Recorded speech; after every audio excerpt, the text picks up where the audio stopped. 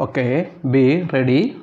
The Goods and Services Tax (GST), the much touted indirect tax reform that took a decade to realize, finally seems to be paying the dividends 5 years after its implementation.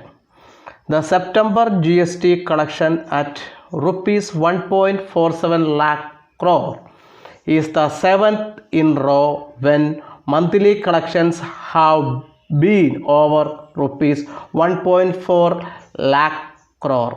In the first 6 months of financial year 23, the collection have averaged rupees 1.49 lakh crore, almost rupees 25 crore more than the entire year average of rupees 1.24 lakh crore in financial year 22.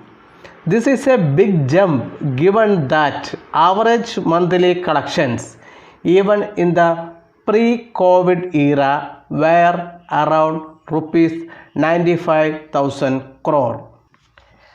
The disruption created by the implementation of the new indirect tax regime in 2017 was expected to shrink the revenue collection in the first couple of years.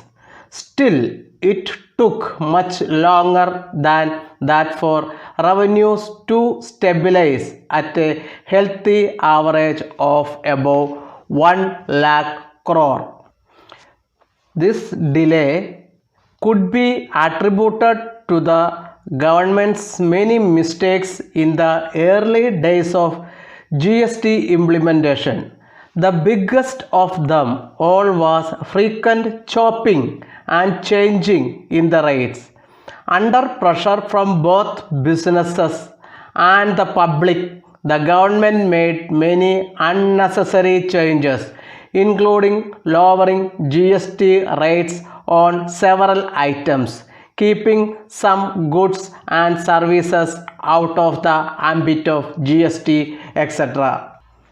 The biggest of them was frequent chopping and changing in the rates. Under pressure from both business and the public, the government made many unnecessary changes, including lowering GST rates on several items, keeping some goods and services out of the ambit of GST, etc. Within 2 years, the government realized, as also pointed out by the Finance Commission report, that average GST rates at 11.6% were much below the revenue neutral rate of 15.3%.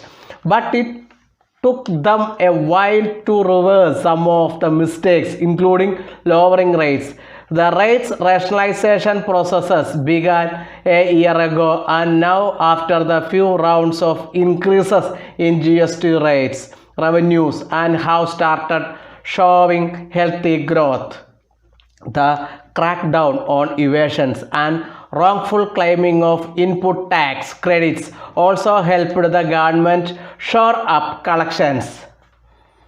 At the peak of COVID-19 in 2021, the GST authorities, armed with the data analytics tools, went hard after the evaders. This was followed by efforts like e-invoicing, which required each B2B invoice to be uploaded on the GST portal, further removing the scope for manipulation.